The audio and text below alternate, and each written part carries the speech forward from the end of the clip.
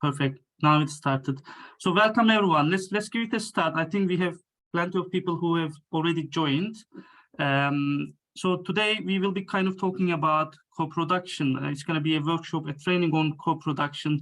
Please keep your names and where you are coming in the chat. It would be perfect to look at that as well. So keep that going on. It's really great that a lot of people are interested and joining today. So my name is Yusuf. I'm Yusuf Çiftçi. I'm the chair of City of Sanctuary UK. I also work at Dr. Software. I have been doing co-production for quite some years now, so I'm very pleased that I'm here to talk about this very important topic. I'm joined by Dr. Ibtisam here. She's from Sheffield. Dr. Ibtisam, would you like to introduce yourself as well? Yes, hi. It's Ibtisam from Sheffield. I'm the Expert by Experience Coordinator at City of Sanctuary Sheffield. And I've been coordinating teams for more than 25 years. I'm not that old, but I mean, yeah, I started early. So I'm really happy to be here. And yeah, we share what I have and been pleased to be with Yusuf as well. Thank you. Great. It's always nice to have, things with you. It sounds really great. Thank you so much. And thanks for that note on the age as well and the experience. Perfect. So let's give it a start. So we have some slides. I'm just going to share some slides. If you have any questions during the session, please put them in the chat. We will have a question and answer session at the end. But we want to cover as wide as possible to talk about what co-production is and how we can work with sanctuary ambassadors, people with lived experience in a meaningful way. So that's really the whole purpose of today's session. So I'm just going to share my screen. If I can get one confirmation from someone that you can see. Yeah, Colin, thank you. Perfect. Yeah. Great. Perfect. So let's kickstart about co-production. So what is co-production? So co-production is a way of working with, with people. It can be anyone. You might want to have anyone in your team. So it's kind of a way of working, and we will be looking at how this kind of way of working can make happen, how we can make that happen in our work, in our day-to-day work, in our groups, in our network approach.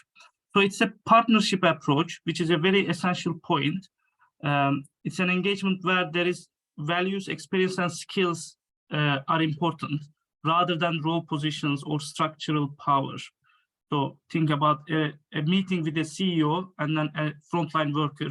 So if they can do a co-production meeting, their role positions are not relevant in that engagement, but actually what they bring in terms of their values, their knowledge, experience, and skills, that's what matters in co-production. It is a reciprocal relationship, so it's not one way, it's actually two ways around. So everyone in this relationship should receive some benefits, should enjoy the process. And in this engagement, we always make sure that decisions are made with people. Decisions are not made for them or to them. So in this context, obviously, we are talking about how do we work with people seeking sanctuary ambassadors and refugees and migrants. So any decision should be made with them, not to them or for them. So that's what we want to achieve in this way. So in terms of, there are two boxes that you can see. In terms of what is it? It is a process that you actually try to share your power. So there is already a lot of power, institutional power, if you are working in a charity, or there may be any other different unhidden power as well. So it's all about really sharing that power in equally among all participants of that project. It's not just about sharing experiences. Obviously, we know that when an expert by experience shares their experience about lived experience of asylum process, for example, or experience of detention, is quite effective in communications, getting people's views on that. But in a co-production approach, we feel like it is their views and insights that is important rather than their lived experiences. It is up to them to share their lived experiences, and it would be great and effective add-on. But what we are interested in is actually their insights, their ideas about the projects. Co-production is all about influencing and decision making, and it's a more of an active participation. and it's best done in an ongoing role for participants. You can always do one-off co-production projects as well, but it is actually best done with an ongoing participation. So if you have a group of people with lived experience that you are working on, it's best actually kind of, you can get a lot of benefits through that way. There are lots of benefits from co-production. It can be skills development. You get the true needs of people. You get to know about the true needs of people. You get that human-centered approach in any project that you are doing. But it's not just about seeking views. It's not just it's not a project where decisions are made by professionals, but experts by experience just share their views, and it's not going to be kind of included in the decisions. It is not a one direction of flow. It is not an engagement where there is limited influence into projects. And as I said, there may be one-off projects that you might be doing, but it's actually best done in an ongoing partnership approach. Some examples of engagement, like surveys, focus groups, interviews, are often considered as co-production, but they're not co-production. We will talk more about this, but when you send a survey, you do a focus group, you actually have a lot of power dynamics there, because there is someone who is facilitating the focus group and the others are participants. We want to kind of address that power imbalance there. That's where we can achieve co-production. I'm not going to go into details on this, but why do we do co-production? Exactly. The first thing is that you would need a true understanding of the problems. So if you are going to develop a campaign, a communication strategy, for example, of course you can go do it yourself, but the best activity that you can do is actually go and speak with people, because you are speaking on behalf of them anyway. So why not actually include them and get their views, get their feedback, and you do the project together with them. They will get a lot of benefits. You will get a lot of benefit because you will be addressing the true needs of them. But there are so many other benefits as well, like, for example, staff job satisfaction. So some staff and volunteers may be doing a lot of amazing things to really creating a welcome in your groups. But actually, they may actually get a better engagement, a meaningful engagement, when they actually do it together with people with lived experience in your area as well. Lots of confidence building, and also there is evidence that shows that good co-production projects can really help people raise confidence, but also their mental health and well-being as well, because they will have a sense of purpose. They will have projects that they've delivered as well. And it's also very useful for their employability and future job prospects as well. So what can we co-produce? What are the things that you can do? So this can be anything, as I just mentioned, about a communication strategy, a resource that you are, for example, a leaflet that you want to create for sanctuary seekers in your area, or you are going to be designing a new service. So this is something that you can co-produce with people with lived experience. Another one here is actually, if you want to recruit a new staff or a volunteer, you can actually have people with lived experience on board. They can actually help you decide the process of recruitment and who to actually select for your role. Reviewing policies, procedures, researching topics. So it can be actually a very wide range of topics that you can actually do co-production area. Again, it's all about like how you do things. So some of these activities, you can do it without co-production. You can also do and deliver those projects, but we want to focus on like how we actually use co-production method in terms of achieving these methods. I'm going to talk about this co-production ladder now because it helps me a lot, and I'm sure it helps many other people to understand what do we mean by co-production. If you think about a ladder of participation, there are different categories of engagement methods. So here in this ladder, you will see at the bottom, there is coercion and educating, where engagement mechanisms where you are actually doing something to people. Think about school and student relationship. Again, I'm not criticizing that relationship. It's a good relationship, but you actually try to kind of educate people. It's a one-way. Most of the time it's a one-way, but there are obviously feedback loops. There are two ways of mechanisms as well. Think about the power dynamics as well here. In a teacher-student situation, teacher will have a lot of power than the student in terms of making decisions, marks and everything. Again, there may be teachers around you, so this is not to criticize, really. This is just a way of understanding what a co-production is. So if you go up in the ladder, engagement, consultation, informing. This is where you're actually engaging with people in these projects. You do focus groups, you do interviews, maybe surveys. You have their views in the project.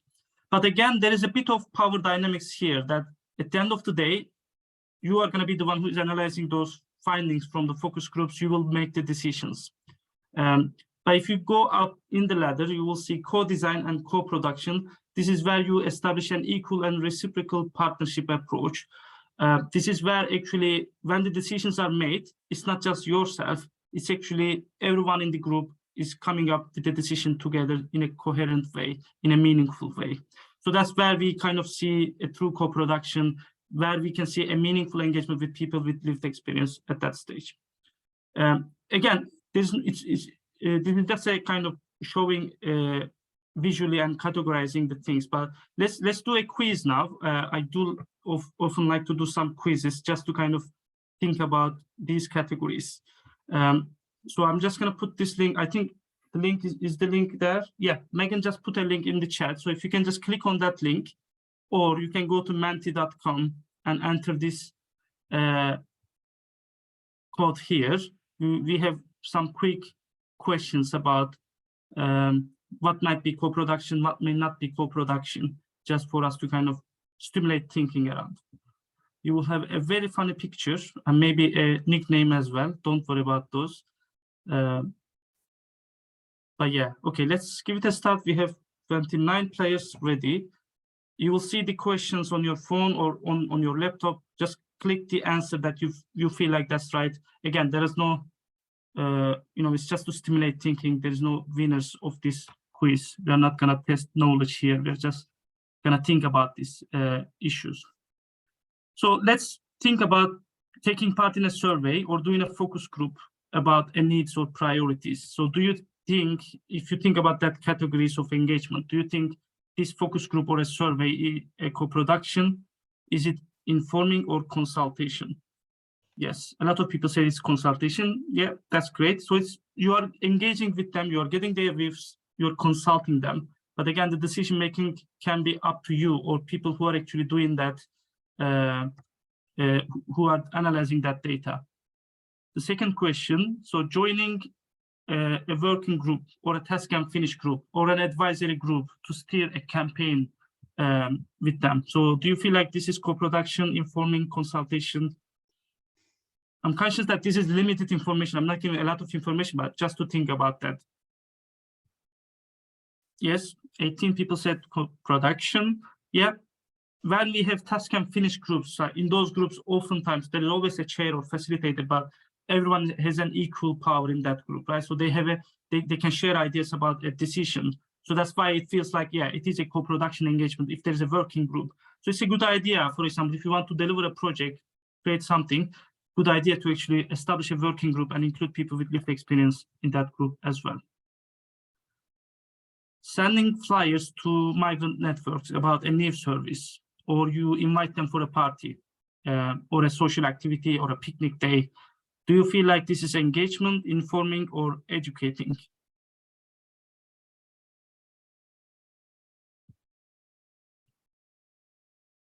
Yes, 20 said it's informing. Yeah, it's all about, giving information a bit of lower in the ladder. There's not a lot of engagement with people, but you just inform them like this is what we are doing. So come and use the service or come and join the picnic. You're not actually asking them what to eat in the picnic.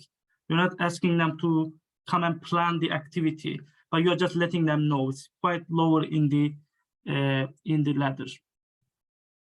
Great. We have two other questions, I think. So employing staff who is a sanctuary ambassador, do you think this would fit in any other categories, or maybe you may not be able to decide based on the information on this one? So employing someone, is it co-production? Is it consultation? What do you feel about this? I have second thoughts about this question. Yes, which actually figures shows that.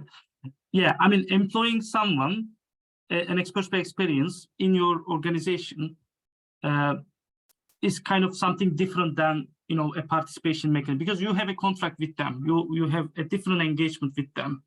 So they may be involved in your activities in a co-production approach, but we shouldn't just assume that just because we have a refugee, you volunteering with yourself, or they are working with you, a refugee, doesn't mean that actually they want to share their lived experience with you. It doesn't mean that they want to involve in their lived expertise in the work that you want to do. So that's why we may need to think about differently when we actually kind of think about employment as well. It's a very useful thing, and I will touch on this at the end. We need to support people to have that leadership journey so that they become staff members and leaders in the sector, people with lived experience. But yeah, just thinking about co-production, it's kind of something different that we need to think, which is completely okay. I know that the responses are varied there, but we will have a short conversation on that as well. The final question here is evaluating and developing existing services. So do you think this would be co-design, co-production, engagement? Again, limited information, but you are evaluating and developing services here. Do you feel it is co-production or not? Yeah, a lot of people say co-production. Again, it can be co-design as well. If with further information, you might understand actually, like, is it just actually producing something and delivering it, or is it just actually designing it and then you don't actually engage afterwards? So yeah, co-production and co-design is quite similar to each other here, but yeah, we need further information to actually directly say this is co-production or this is co-design. Great, thank you so much. I think this was a useful exercise and lots of people engaged. I really like that. So I'm just gonna give a few further information about in our experience with Ibtisam as well. Really like what is some fundamental requirements for a good co-production project. So how do we actually, if we want to work with people with lived experience, what are the things that we need to consider before we actually do anything, or in the earlier stages on that? So I've put here 6 values, which I feel really are requirements for any good project that you may want to kind of work with experts by experience. So the first one is trust. I know a lot of people with lived experience, just because there is no trusting relationship, they're not going to open up. They're not going to come and speak to you. They're not going to share their views. They're not going to be involving in the project. They might participate in your activities, but that trust relationship is very important. They need to trust you. They already have a lot of issues with the Home Office and the authority, like lots of fear against the authority. So people really do need this trusting relationship. So if you want to establish a good engagement with people with lived experience, we need to create that trust with them first time.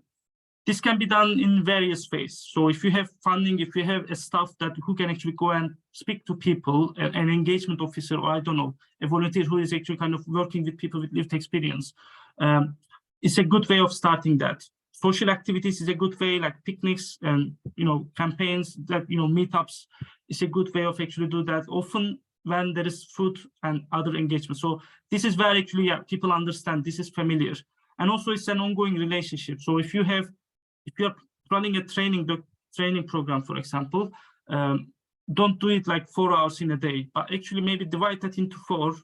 Do it every other week. You have an ongoing engagement with people. They will better understand the next time they come to your training, and they will see yourself. So that's kind of really helping you build trust with people. Inclusion is the second one. Obviously, we need to make sure everyone is included. So if do people need childcare to join an activity, we need to try to cover that. Do they need any other need in terms of accessibility to the activities that you are doing? It has to be there in terms of inclusion. Everyone should be able to be included and feel included in the activity one way or another. Reciprocity, again, this is co-production is a equal way. So everyone has some benefits. They put their expertise and they all get the benefits. So we need to consider about how do we thank people? How do we recognize their contribution? Is it building skills? Is it references? Some people would like to have social networks, but also essentially we need to think about how do we pay people as well. This is expertise we are using, like how do we recognize the contribution? Can we send vouchers to them? We have some updates on that. Recently there have been some changes from the Home Office. Actually, there have been some confirmation about giving vouchers to people in service user projects.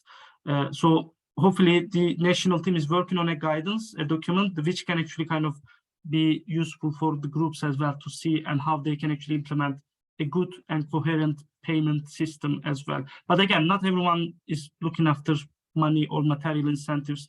It can be really kind of building skills and other ways of working.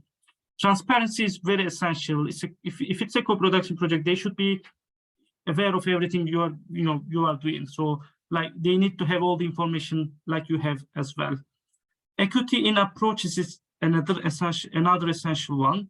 When I say equity here, is actually really like looking at individuals and their needs and their way of working and respecting those and actually working with them in that way. So I know like lots of experts by experience who wants to promote rights to asylum. They might not be confident enough to speak in a media outlet or to speak to a policy maker, but they can actually do it in different ways. So we need to look at what their interests are, what are their skill set, and in what ways they would be most comfortable in doing an activity. And maybe approach it with an equitable way, really like you do an activity with one person, one individual in that way, but maybe another activity with another in a different way. So it has to be kind of really tailored approaches, a user-centered approach as the jargon says. But the underlying of all this is sharing of power. Always we need to kind of think about where the power sits in this conversation, in this engagement. Do I have more power than the people in terms of decision making? So that should be the really underlying value that we need to think about. Do we share power? Do they feel like I am actually making the decisions, or are we making decisions all together? I'm just gonna look at timing. Yeah, okay. Perfect. So some practical tips about, for example, if you have never started any project with someone with lived experience, or you have started, so just kind of practical tips of how we can actually do that. So the first essential point is like staff and volunteers should understand what co-production is, what is meaningful engagement is, because we can actually do projects with people with lived experience, but it can be tokenistic. It may not have any benefit to them or to yourself as well. And then we would be just ticking the boxes of actually working with people for a project or for a funding application, for a communications work. So really awareness is essential before we actually do an activity with someone. What is the ethical way of working with people? Then it's always useful to have systems and policies and a project plan in place. You can always start engaging with people and then actually work with them to create systems and policies, which would be the best. But if you don't have capacity to do that, like it's always useful to have like, how do you send vouchers to people? You need to have a policy in place before you actually kind of start working with people on that as well. Another essential point here is induction, training, and capacity building. So sometimes we work with people, we go and get their feedback, right? We invite them for a meeting. We have something very important coming up. We want to share your feedback. We just assume that people know all the background information. We need to provide good training and induction for people with lived experience on that. This is an opportunity also to build trust with them as well. So there are so many good ways of doing that. And I'm just going to give one example, which is the Sanctuary in Politics course. As you might know, the national team is doing with people with lived experience. It is such a good program model. Like you have, in the past, we had residential trainings. So people would come and they would all stay in a hotel, and you have variety of facilitators talking about advocacy, media, lots of activities, visiting the parliament. And in that 2-3 days, people actually get to know each other. They know a lot, they learn a lot of information, and they actually get to deliver a project themselves as well. So sense of belonging, sense of achievements as well there. Because of that good model, they are still friends now. Like maybe 2-3 years ago, they've done a Sanctuary in Politics course. They're still good friends. They're still, looking at City of Sanctuary as the place to go and to share their views and everything. So it is really essential to deliver training about whatever you are doing to people. And this should be an ongoing process, not just in the beginning on that. And then the process would include, testing and evaluating your way of engagement, your systems, your projects, and looking at actually refining your projects, making sure that power is distributed equally, making sure that you are making decisions together with people, not for them, not on them. And one essential part is, in a good co-production project, we always need to show the impact to people. So in some sectors, obviously, the impact of a project can be quite long-term. Like I work in the health sector now. When you do an activity with the NHS, you deliver a project, the impact or the end result of that project can come 3 years later. But it's always useful to keep, that in mind. And after 3 years, if that work has been published, just let the people know. Do you remember we did a workshop, you contributed to this project, this is the result. So you can see like, your contribution has made this change in the NHS. Now it's been distributed and implemented, again, with the Home Office and other projects as well. So it's very important to show really like, you had a meeting, this is the result of what you achieved, or it's a Twitter post that you made with people, this is the result of that post. Really let them know what the result of that. I'm just going to give one example here, and then we will go to Dr. Ibtisam to hear more about Sheffield. But this is an example from Dr. Software, what I have done actually when I was working, when I'm still working there yet, at Dr. Software, working with people with lived experience. So started with an experts by experience group, and I asked them to decide their name, and they said that we want to be called National Health Advisors. So the group started off the ground with an idea of like they are a group, they are a community, they are a part of a group. So similar to Sanctuary Ambassadors group as well. And then an ongoing training program, and then pilot involvement with Dr. Software teams and also external stakeholders as well. This is where we actually see that who is interested in what area, who has the skills necessary to do which activity, and what are the gaps in our skill set, and how do we actually refine our training program to address those gaps as well. And then we actually started guides and governance documents later on. So as I said, you can actually do your guides and governance document with people, working with people, not just before actually working with them.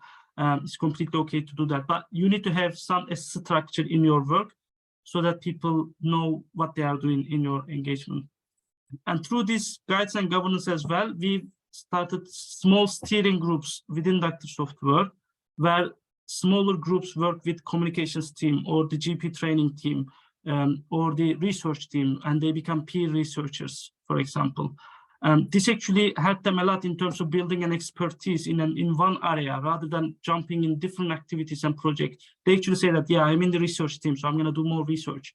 Maybe in the future, it might help them to become a researcher as well.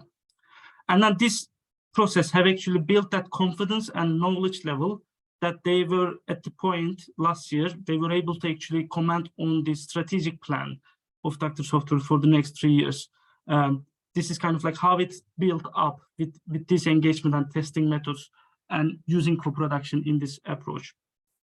We have a very similar approach, example with the City of Sanctuary Ambassadors Network. I've already explained Sanctuary in Politics course and the ongoing engagement and support you can see, and the strategic decision-making, also with a steering group, with an advisory group, separate to Sanctuary Ambassadors group, that they actually operate with the operations team, with the national team.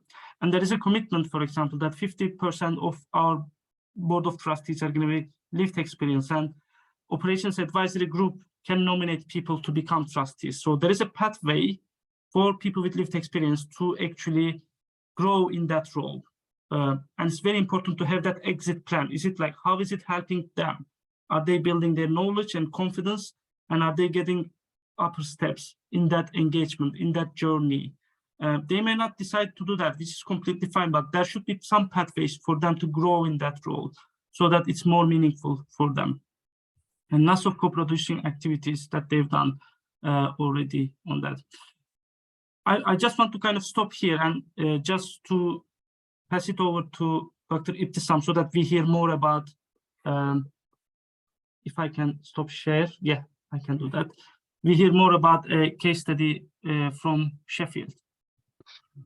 Yeah, thank you, Yusuf. That's really brilliant. Obviously, the people will be really engaged with me. Like, I can see them engaging with you very well. So, I think I will. Well, I'm going to share my screen now, and then it will show like to start talking before even sharing the screen. Just saying, we started by volunteer. I started by volunteering actually with the City of Sanctuary during the lockdown. And then there were lots of opportunities within that time, that time frame, everything was online. And then we had the opportunity to know what EBE's idea. And then during that volunteering time, we start thinking about what we can do with this idea. And then we attended training how to set up groups and how to work together. And that's how we started actually. And then we decided to establish a team, which is now active. So share my screen and then let's see how it works now.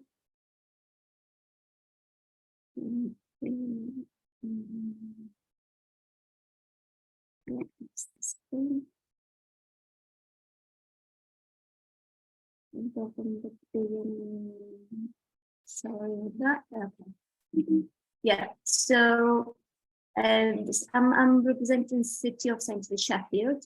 It's the Experience Team Coordinator.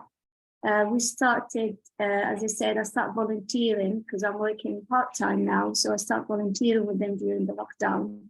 And then I found it really good opportunity to actually share my knowledge, experience with creating a team. So what I'm going to share with you now is like, what is it? Because we heard a lot now from Yusuf around co-production and then the example as well. So some people will know, I think nowadays it's become a passion to have EBE groups within organizations. And sometimes we just think like, are they really EBEs? But we shouldn't actually judge it because the services actually created people who really wants to improve the services. So the EBEs actually is the knowledgeable people who could not, as well Yusuf mentioned, not sharing their experience only, but actually to shape the services, to help to improve the services as well, to meet the needs of the people who actually the organization supporting them. So this is what I can share from Sheffield. So it's someone who has knowledge through their lived experience. When we talk about working with refugees and asylum seekers, we actually should understand these people went through the asylum journey, which is a lot of issues happening during that journey. So the main things I would say is the mental challenge, how these people actually being survived or being experiencing the home office process and procedures, and what's the impact on them. And then when we design a service for them, we know actually their challenge. So not just to say, okay, we've got some money and then we want to deliver, for example, a Zumba class for asylum seekers. So it would not make sense. So we need to know what these people going through, and then what we can help them with. How are we going to know that? It's not by having a fancy policy, perfect strategy and perfect projects. Actually, it should be actually meeting the needs of the people. So how we will meet the needs of the people, actually by inviting them and asking them what they really need. It's not what we assume they need. So this is actually how this service works with us. So and that's how it is really, and how it started. The second slide. Why do we need EBE team? So as I said, we need to get the real voice. We need people to speak and to share and to give feedback as well, because sometimes we don't know what's the feedback. We assume we have done the perfect job, but we don't know if it is perfect job for the people who needs that service. So actually it's co-lead the organization, that's the main aim for co-production. So you've got the people involved and you want to see those people actually contributing to the policy and services as well by shaping or co-shaping the services.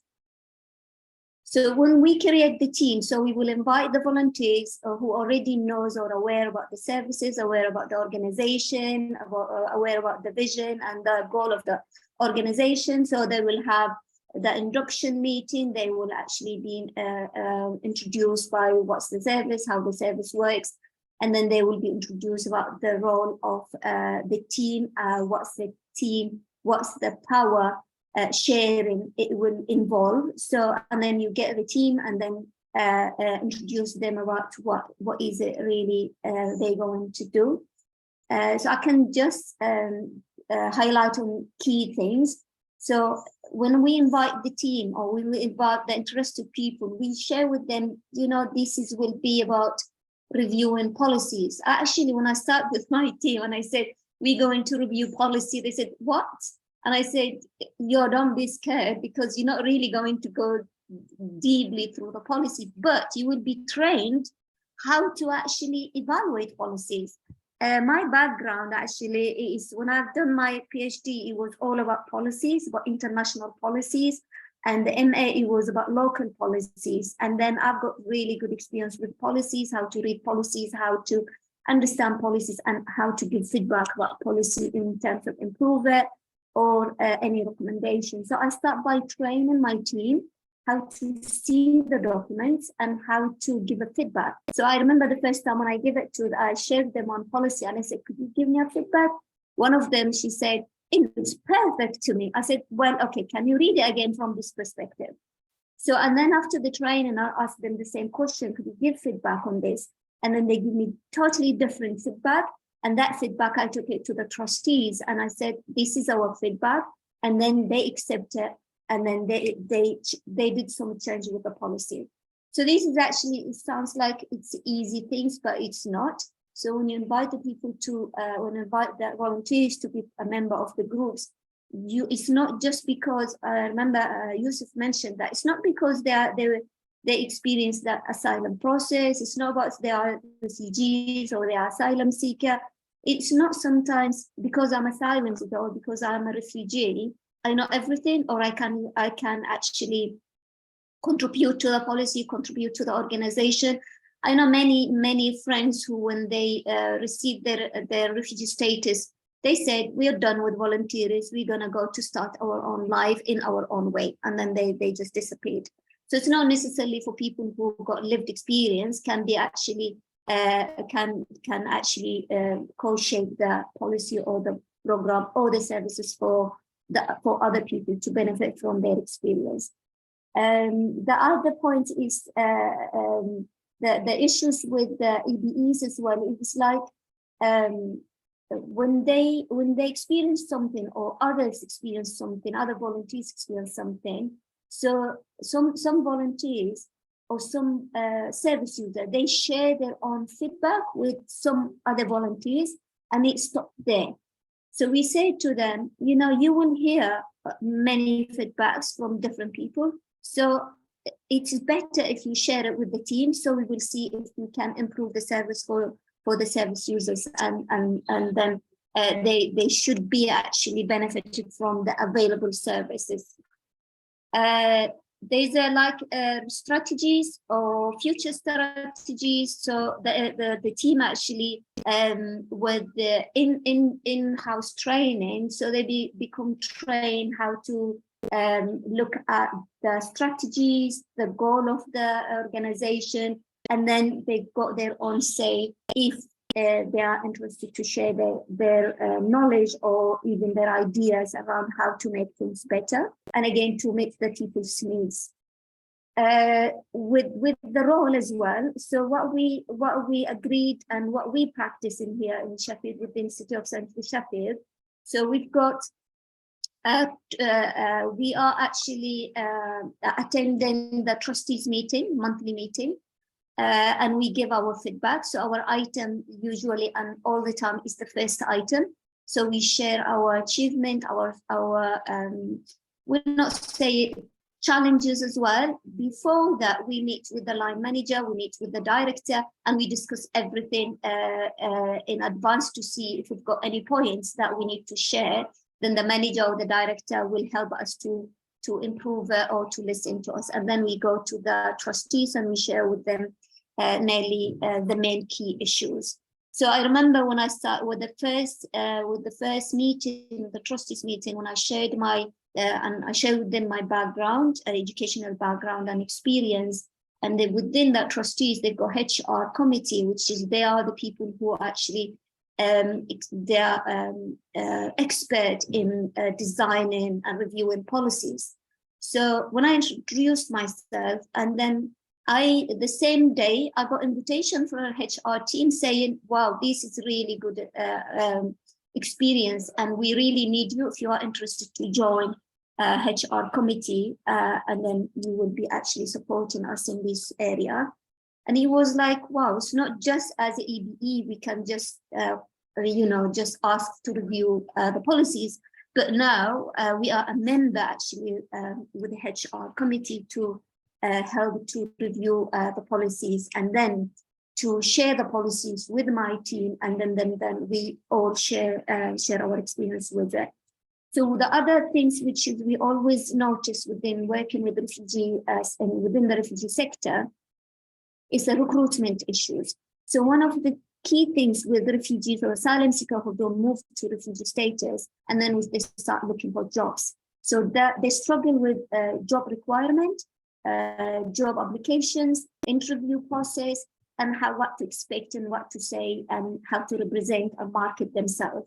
So it becomes like a requirement from my side and within our team to say, okay, can we have our team to be a member of recruiting panels? So, and then I had that discussion with the manager and the director, and he said, well, that will be good. So now we are invited in all the jobs, we are job recruitment panels, we are invited actually to be part of the panels. It's not just being there. So we now receive the CVs, we are involved within the very beginning process, shortlisting, and then review, and then have a meeting, and then being at the panel, and then sharing our feedback within that and sharing the decision. So it is about not just being available or not just being visible. It's about sharing feedback, and also being part of the decision making. I'll show you how it fits. This is the design of the organization. You can see the staff. So the director is there, the volunteers there. So the volunteers, which is the yellow. So these volunteers, they got volunteer coordinator. They are volunteering all the services within the organization. So we recruit people from here because when they apply to be volunteers, they are already got that session, which is induction session about the organization, the services and everything. So they are already familiar with everything, all the services within the organization. So after that, I, for example, asked the director, volunteer director, saying, I need volunteers, can you check who's interested? And then he introduced me to some volunteers who meet in the requirement. And then I have an induction with them and then see if they're interested. So if they are interested, that will be one-to-one. And then I invite them to the first meeting, to the EBE meetings. And then this is how it works. And then when the two of my team, they go to, as I said, they go to the trustees meeting and they go to the recruitment panel. And then what we do actually is about policy, strategy, suggestion, feedback, and all that sort of that. So what is involved? So when we started, it was like the key issues now. It's that are they available because they are all volunteers? Working? Are they asylum seekers? Are they refugees? Are they working? Are they volunteering? So all these questions were there. And then we say, okay, the WhatsApp group will be our own group, away from City of Sanctuary, Sheffield family group. So this is our own group. So we started by that. And then we created our own email as well.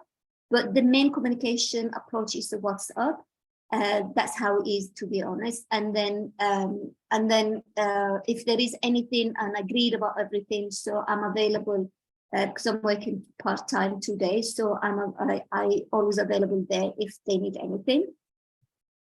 And then to see what they will benefit, what they will get from us. I always say to people who volunteering, because they actually voluntarily not sharing actually, they paying for being volunteers. Actually, what they do, they actually donated their time, donated their experience, donated their knowledge, donated their education. So I said to them, anyone who volunteering anywhere, they have to be a win-win situation. The win-win situation, they should know if you are volunteering, you should get something in return, not just the bus. It's not just the food voucher. It's not just accessing to the coffee, but it should be actually more than that, because it helps people to improve their skills or to know the system or the educational system in the UK. These opportunities should be actually available for volunteers, not to expecting the volunteers. There are people who got nothing to do, or the people who just, just want to come and enjoy their time. It's not only that, it's a win-win situation. So what I do with when I started, and still continuously, I've got my skills bank form. I identify their skills, their background, their education, and ask them what they want to achieve, or what they want to do, or what they want to do differently in terms of accessing to education, higher education, in terms of training, in terms of signposting them to work experience in the new area if they identify a change in their job or educational opportunities. So this is actually the main one things. And then my team now, I can confidently say my team access to many services, volunteering as well within in a sectors that they were really want to go to volunteer with. And one of my team, he's asylum seeker, he's got his work permit, and he was interested in health sector, even though his background was engineering. But the beginning, it was identifying what he needs, how he wants to go with his life in future. And that's it becomes like, and now he got a job in the health sector, which is really brilliant. Another volunteer, she is as well, she's interested in health, and now she's volunteering with NHS. And others, they are accessing to other services, actually signposting them to other services. So this is the key things. What I offer. Thank you. Just conscious about time.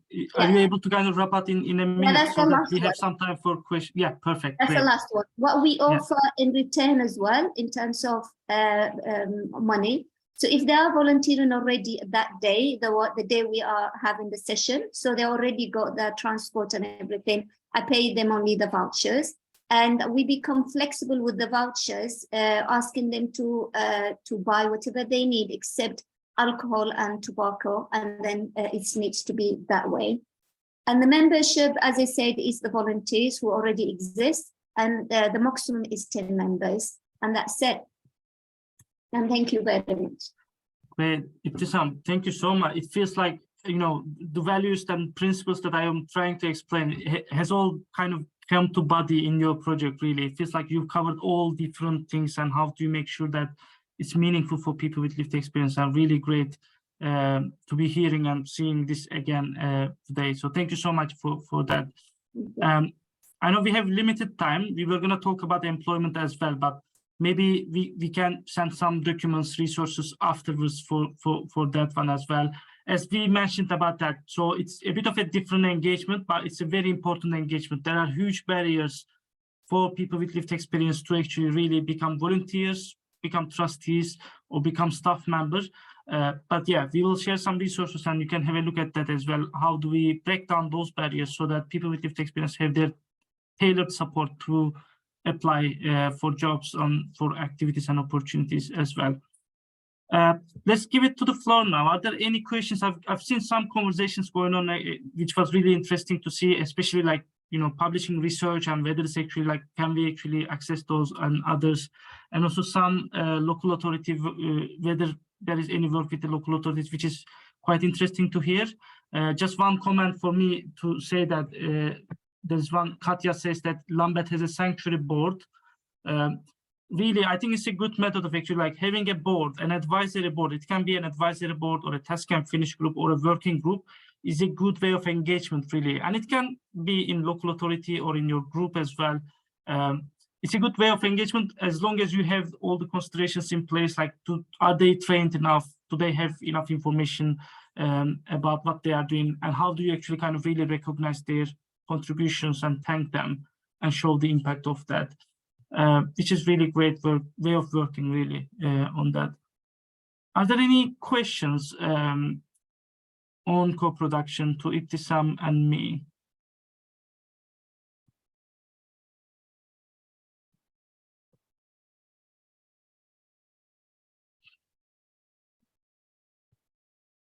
Maybe not.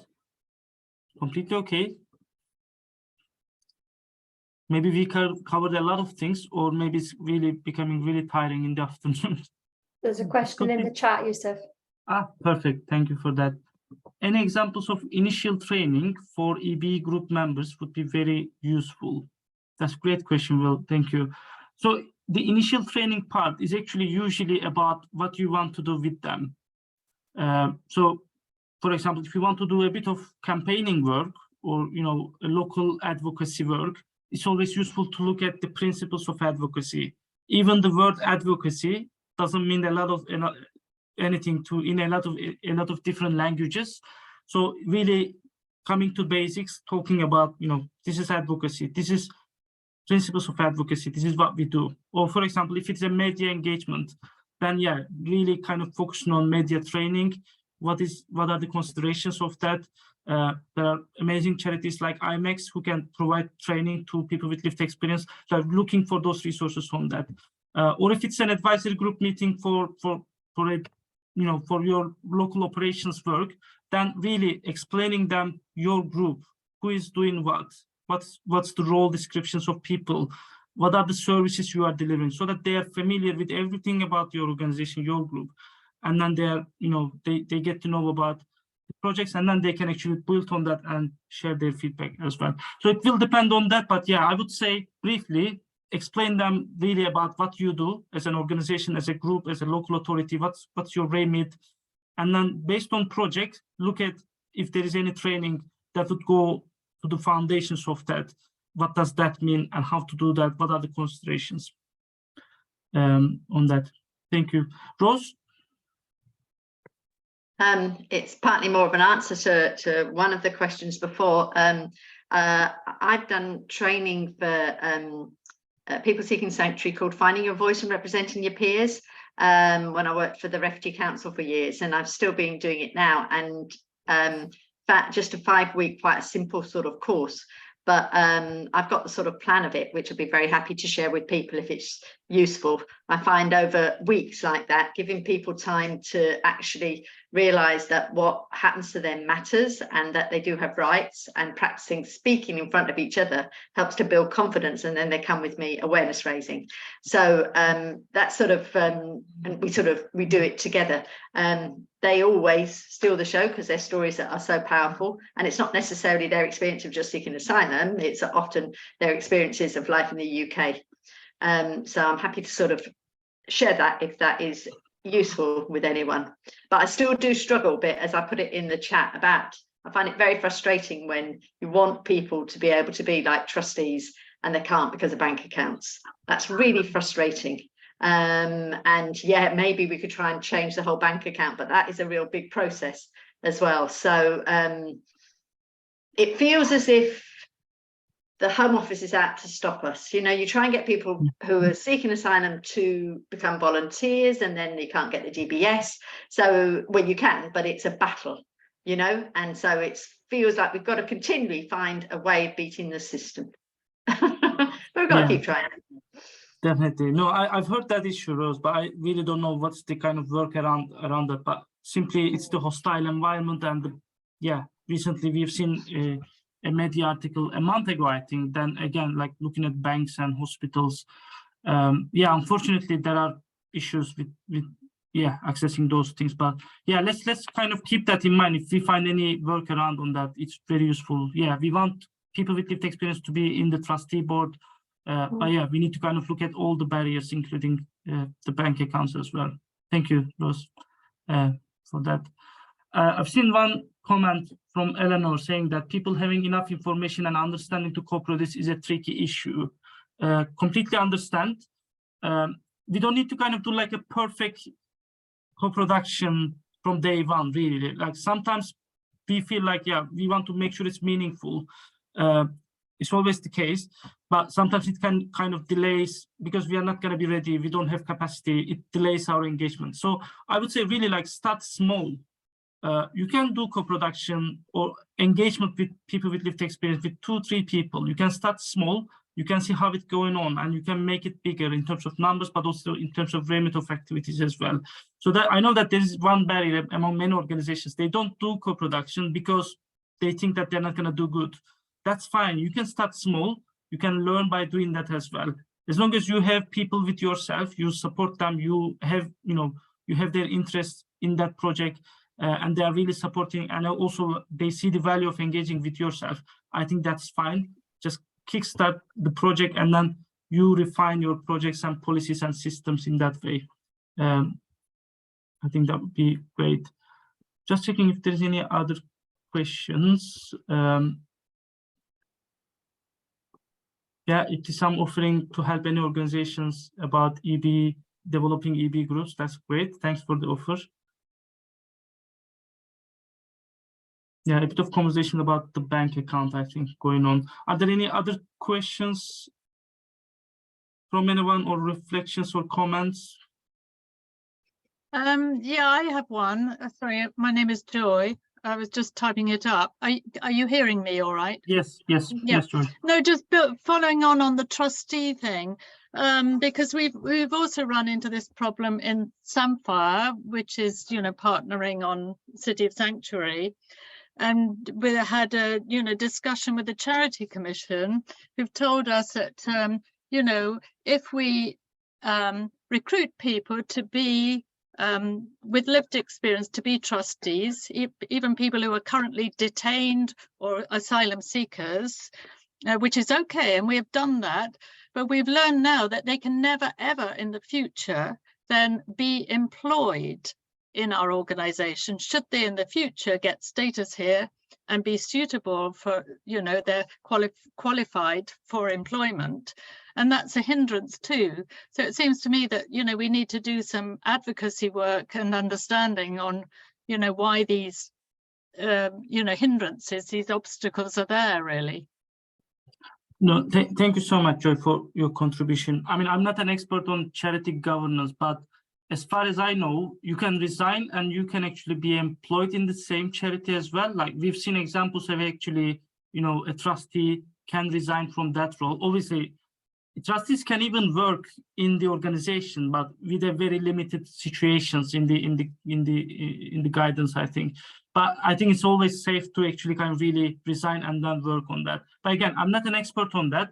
There is a charity called Getting on Board. I think that was the charity, which is like really helping charities and organizations to diversify their trustee boards. So there is some good. There is some good guidance exactly on this topic, like can you employ trustees or not? Thank you very much. We can send that in the resources afterwards as well. It may be useful because there's a bit of focus on trustee boards in this conversation. Good, thank you. Perfect. Thank you so much, everyone. There is some links there for your feedback. So please do share your feedback about how this session went. We want to really improve how we are doing. We have a very thick skin, so really kind of critically feedback us, give us information so that we improve how we deliver the session. But I think it's already 2 minutes past 1.5. So maybe we can just go into our afternoons and with all the meetings, or if not, enjoying your afternoons as well. Thank you so much for your interest and joining, and hope to see you in another meeting. Bye, everyone.